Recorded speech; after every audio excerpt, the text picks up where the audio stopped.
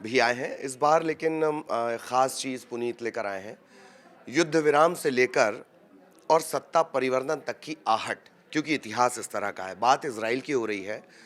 माना कि दुनिया में उसके पास सबसे अच्छी रक्षात्मक प्रणाली है मिसाइल्स को लेकर, लेकिन जब वो अपने घर के अंदर घिर जाए तब वो प्रणाली कितना काम करेगी, या शायद ऐसी प्रणालियाँ काम नहीं करती। इस तरह की आहट है, इस तरह के संकेत हैं, और यही वजह है कि आज इज़राइल पर ये पूरी चर्चा होने वाली है। युद्ध विराम से शुरुआत करेंगे। सबसे पहले तो युद्ध विराम तकरीबन 9 दिन का मेरे ख्याल से था। जी, 9 दिन का था और हमको मालूम है, सभी को मालूम है कि पोलियो के लिए ये युद्ध विराम किया गया था कि पोलियो का जो ड्रॉप पिलाई जाती है, टीकाकरण जो किया जाता है, क्योंकि एक केस सामने आया था और इस केस के सामने 25 साल के बाद ये केस सामने आया था और इस वजह से 9 दिनों का युद्ध विराम किया गया था और कुछ 1 दिन बचे हैं।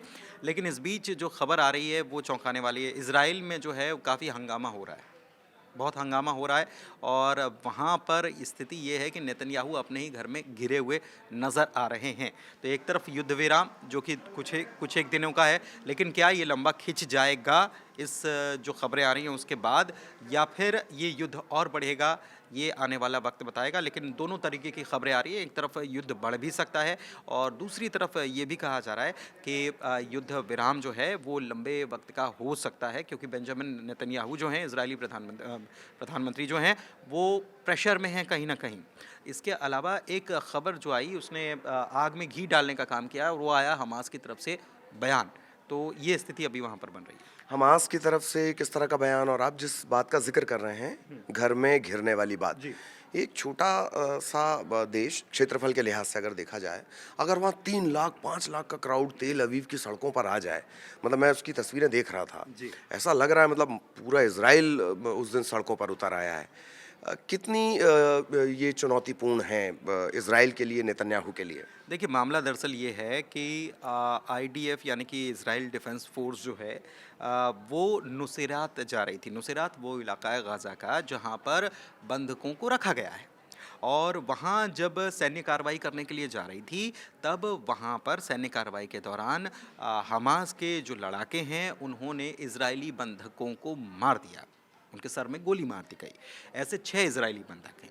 इसके बाद जो आप 3 लाख लोगों का हुजूम या 5 लाख जितनी भी संख्या है, संख्या पर नहीं लेकिन इतनी बड़ी संख्या में लोग अगर सड़क पर नज़र आ रहे हैं, तो इससे आप समझ सकते हैं कि लोगों का गुस्सा किस कदर है। लोगों का गुस्सा इस कदर है कि नुसेरात में जो हुआ उसके लिए बेंजामिन नेतन्याहू को लोग ज़िम्मेदार बता रहे हैं। बेंजामिन नेतन्याहू के अगर पॉलिटिकल करियर की बात की जाए तो 2022 में वो वापस प्रधानमंत्री बने। ये इस पर भी मैं आऊँगा कि जो सत्ता परिवर्तन की आहट है, जो मैंने शुरुआत में कहा, वो इसी वजह से कहा कि ये जो जिस हिस्ट्री का आप ज़िक्र कर रहे हैं, दरअसल ये उस तरफ इशारा कर रही है कि नहीं, वो जो डिसीजन था या जो वो प्रधानमंत्री बने हैं, बड़ा विवाद उसमें, बड़ा कंट्रोवर्शियल वो था।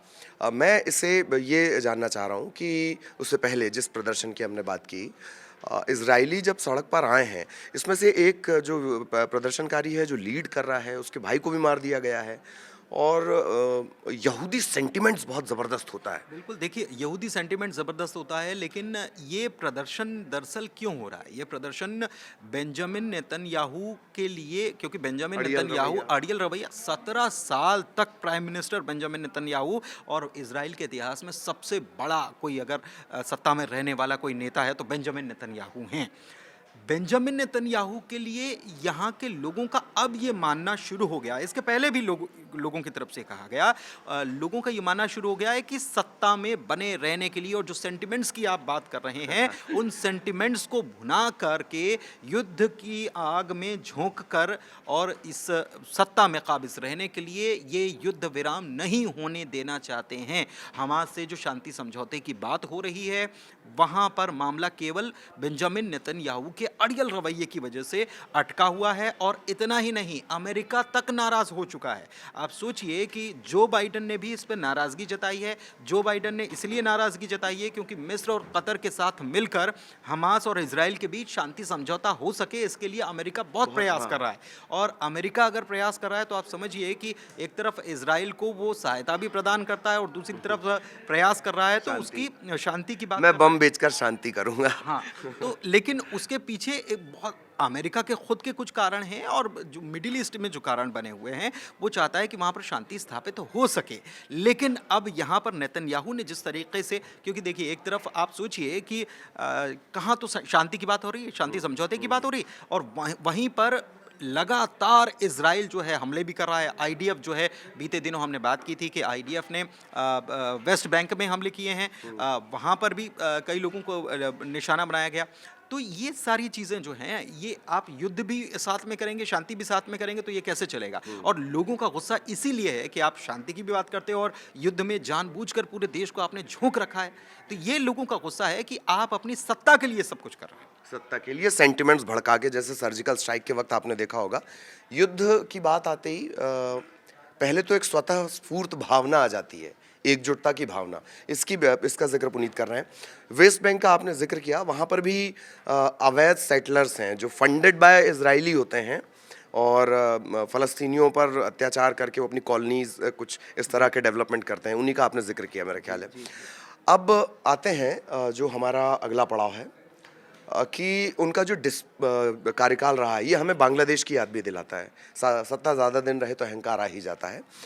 थोड़ा सा ये इसकी भी याद दिलाता है कि डिस्प्यूट्स बढ़ रहे हैं, कंट्रोवर्सीज बढ़ रही हैं, उनकी जीत को लेकर भी तमाम तरह की बातें कही गई हैं। क्या ये सत्ता परिवर्तन की तरफ इशारा करता है? सत्ता परिवर्तन की तरफ लोगों का गुस्सा, सबसे बड़ी बात देखिए कि ये 2021 से 2022 तक, यानी कि 1 साल जो है विपक्ष में बैठे हैं बेंजामिन नेतन्याहू, लंबे समय तक सत्ता में रहे हैं। सत्ता की भूख जब कोई सत्ता में बैठ जाता है लंबे समय तक तो रहती है।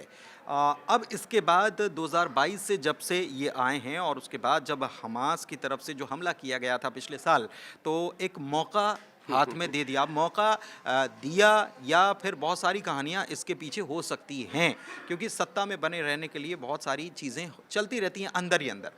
तो इस बात को अगर हम छोड़ भी दें तो हमास की तरफ से ताज़ा बयान क्या आया? ताज़ा बयान ये आया कि अभी हाल ही में जहाँ पर ये पूरा हमला हुआ, आईडीएफ जहाँ जा रही थी सैन्य कार्रवाई करने के लिए, वहाँ पर 6 इजरायलियों को मार गिराया गया। 100 इजरायली अभी भी हमास की कैद में हैं और उनको एक प्रकार से हमास के प्रवक्ता जो हैं उनके बयान भी सामने आया है, रॉयटर्स को शायद उन्होंने बयान दिया है और उनकी तरफ से कहा गया है कि हमने अपने कमांडर्स को कह दिया है कि क्या करना है। अगर ऐसा होता है, आईडीएफ सैन्य कार्रवाई करती है, तो आपको क्या करना है आपको मालूम होना चाहिए। 6 लोगों की गोली मारकर हत्या कर दी और ये तक हमास की तरफ से कह दिया गया कि अगर हमले नहीं रोके जाते तो फिर बाकी लोग जो आएंगे वो ताबूत में आएंगे, कफन में आएंगे। ये एक तरह से धमकी दे दी गई है कि अगर शांति की टेबल पर आना है तो भी ठीक है। एक एंगल इसमें और है, आपने बड़ा लंबा पुनीत ने किया है, ईरान, हिजबुल्लाह किस तरीके से पावर बढ़ रहे हैं, किस तरीके से स्थितियां बदल रही हैं। क्या ये भी नेतन्याहू पर प्रेशर क्रिएट करेगा या कर रहा है, या इज़राइल पे ये प्रेशर क्रिएट कर रहा है? क्या है इसके पीछे? देखिए, जब नेतन्याहू सत्ता में आए थे ना 2022 में, तो उन्होंने क्या वादा किया था? उन्होंने कहा था कि हम ईरान को किसी भी कीमत पर परमाणु संपन्न नहीं बनने देंगे। सबसे बड़ी बात उनकी ये थी। इसके अलावा और भी चीज़ें थी, मेट्रो की शुरुआत करने की बात थी, महंगाई से लोग परेशान थे, ये सारी बातें थी। लेकिन मुख्य लाइन क्या थी आप समझिए। और दूसरी तरफ ईरान को तो लंबी चौड़ी फंडिंग की बात हो रही है। आपने भी जिस तरह से पावर बताए हैं, अंडर डेवलपमेंट जो चीज़ें हो रही हैं, एक बड़ा सा अमाउंट है, हालांकि वो किसी योजना के नाम पर मिल रहा है ईरान को, ऐसी बात आई है। लेकिन युद्ध के मामले में तो योजनाओं के नाम पे ही मिलता होगा। देखिए, बीते दिनों ईरान की तरफ से भी कुछ कोशिशें ये हुई हैं कि उसके ऊपर जो बैन लगाए गए हैं, चाहे वो अमेरिका या दूसरे राष्ट्र जो हैं, ईरान चाहता है कि उन बैन्स में थोड़ी सी कमी आ जाए, थोड़ी सी नरमी आ जाए, उसको थोड़ी सी छूट मिल जाए। अब ईरान की तरफ से थोड़ा सा अब ईरान जो है वो छटपटा रहा है, बाहर निकलने के लिए छटपटा रहा है। तो ये सारी चीज़ें चल रही हैं। और दूसरी तरफ ईरान की ये कोशिश भी है कि वो हिजबुल्लाह या हमास या फिर हूथी के ज़रिए इज़राइल को घेरने की कोशिश करता रहे।